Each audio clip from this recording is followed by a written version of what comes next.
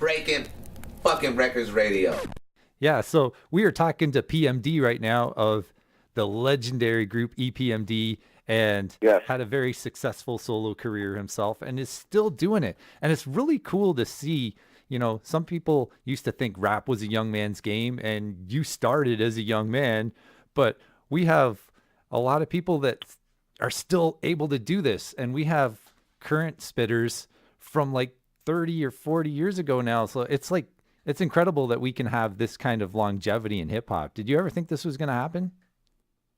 Well, you always, believe, and the biggest thing is back there in '87, once we got introduced to hip hop, the biggest promise you made to yourself was that you would never let nothing get in the way of your career and your love for the microphone, the fan, and the stage.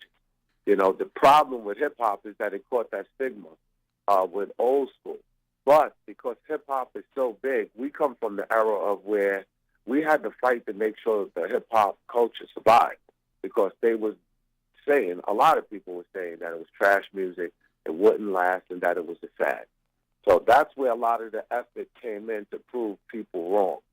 And then now, when you look in 2017, look, the game is here to stay. But when you look at rock and roll, Mick Jagger, there's no old school. When you look at rock, you got soft rock, you got hard rock, you know what I mean? But hip-hop is still early, and it's still in its early stages. So now people are realizing, hey, we got to give this art form some room to develop.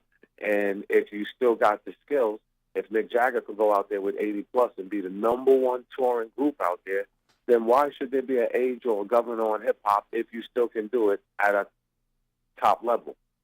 Exactly.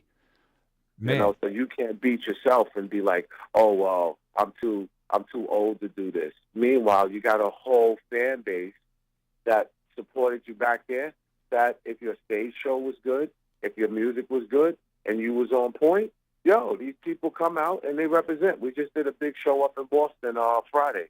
It was Bone Thugs and Harmony, Rakim, EPMD, Ice-T, and Slick Rick, and Rakim.